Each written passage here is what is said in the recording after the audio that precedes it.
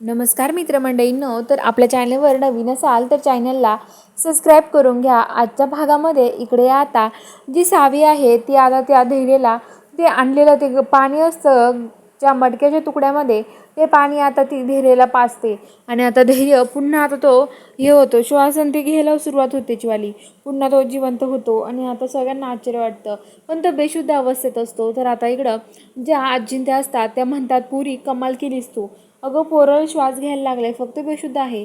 तर आता लगेच सांगते की हो, मग मी माझ्या धैर्याला काही करून वाचवणार आहे. मला माहिती आहे, मला माझे धैर्य पाहिजे आहे, त्यामुळे मी काही करू शकते. तुम्हाला माहीत नाही आजी आजोबा अजून, असं म्हणते. आणि आता लगेच जी सावी आहे ती सावी आता त्यांना म्हणत असते की हे बघा आजी आजोबा, माझे धैर्य आता लवकरच बरे होणार आहे, काळजी करायचं काहीच काम नाही आहे. तर आता लगेच ते म्हणतात, हो गं पुरी, आम्हाला तर खूप काळजी वाटत होती, आम्हाला असं वाटत होतं काय करू आणि काय नाही. अगं धैर्य, खरंच ना, तू धैर्याचा जीव वाचवलास पुरी, असं म्हणत असतात. आणि आता लगेच जी सावी आहे ती पण खूप खुश असते, कारण आता धैर्य श्वास घ्यायला सुरुवात करतो त्यामुळे. आणि इकडे आता सावी देवाची देवपूजा करत असते. तर इकडं आता दामिनी ते आता सगळेजण तिथे उभा असतात. आणि आता ते जो धैर्य ज्या डॉक्टरांकडे गेलं त्याला फोन करतात, कारण की धैर्याला भास्करात विलासाचा खूप फोन करतो, पण आता धैर्याचा फोन लागत नाही. त्यामुळे तो आता लगेच डॉक्टरांच्या फोनवर फोन करतो. आणि आता तो म्हणतो की डॉक्टर, तुमच्याकडे धैर्य मुजुमदार हे अपॉइंटमेंट घ्यायला आले होते ना, मी त्यांचा भाऊ बोलतोय, विलास मुजुमदार.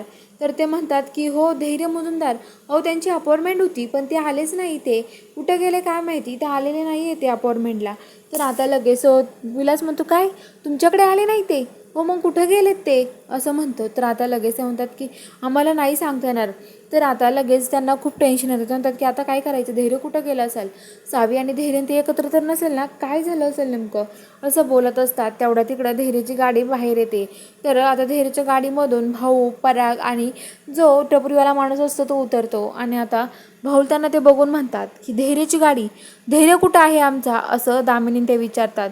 तर ते म्हणतात, अहो दामिनीबाई साहेब, आम्ही तुम्हालाच विचारतोय, धैर्य कुठं आहेत, काय चाललंय तुमचंवालं, सावी कुठं आहे, धैर्य कुठं आहेत, काय नेमकं हे सगळं, अहो तुम्हाला काही कळतं की नाही, कुठं आहे आमचे धैर्य आणि सावी, असं विचारतात. तर आता लगेच दामिनी म्हणते की आम्हाला खरंच माहिती नाही आहे काय, या मी माहिती असतं तर तुम्हाला सांगितलं नसतं का, माझाच मुलगा, मला खरंच माहीत नाही कुठं आहे हे, असं म्हणत असतात. आणि आता लगेच ते म्हणतात की काय करायचं आहे मग आता आम्हाला सांगा तुम्ही, असं म्हणत असतात. आणि इकडे आता लगेच जी सावी आहे, आता सावी देवपूजा वगैरे करते, धैर्याला आरती वगैरे देते. आणि आता लगेच जी बाई आहे तिथली आजीबाई, ती म्हणते की पुरी, खरंच तू कमाल केलीस हा, खरंच मला आज खरंच असं कधीच घडलं नव्हतं, किती वर्षातून हा चमत्कार आज घडलाय माहिती आहे का, आम्हाला सगळ्यांना खरंच आश्चर्याचा धक्का बसलाय पुरी, खरंच तू जे करून दाखवलं ना ते कुणीच करू शकत नाही, खरी प्रतिव्रता आहेस तू पुरी, असं म्हणतात. आणि आता सावीचं खूप कौतुक करत असतात, सावी पण खूप खुश असते. तर आता धैर्य तिथे श्वास घ्यायला लागल्यामुळे सावीला पण खूप आनंद झालेला असतो. तर इकडे आता लगेच जी हे असते, आता ते बातमी बघते ते आजोबा मोबाईलवरती, ते म्हणतात, अगं पुरी, ही तुला आम्हाला तुझ्या घरच्यांपाशी सोडायचे, चल तू.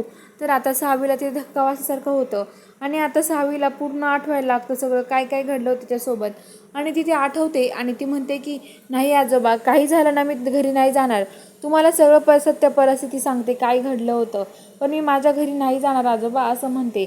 आणि आता ते आजोबा म्हणतात, अगं पोरी असं नाही, आम्हाला तुझ्या घरच्यांच्या ताब्यात द्यावं लागेल, असं ते म्हणत असतात. तर चला बघूया आता पुढील भागामध्ये नक्की काय ट्विस्ट असणार आहे, हे बघायला आपल्या चॅनलला सबस्क्राईब करून घ्या.